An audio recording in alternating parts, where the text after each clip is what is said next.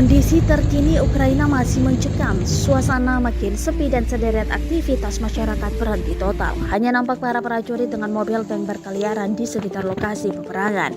Terbaru, 4 Maret 2022 berdasarkan postingan akun Instagram Kementerian Pertahanan Rusia @mil_ru. Nampak Ukraina diguyur hujan, jalanan ditutup dengan beton pembatas jalan.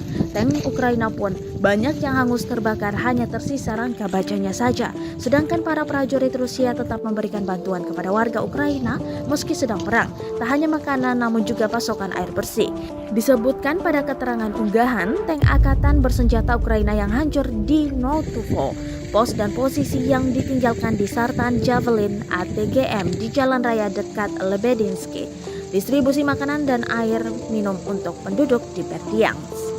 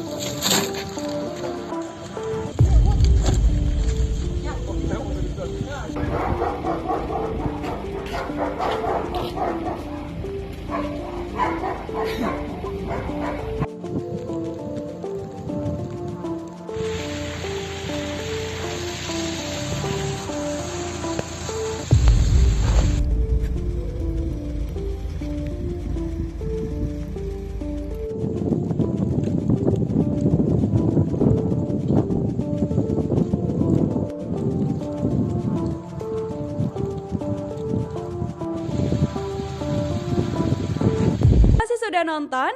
Jangan lupa like, subscribe, dan share ya.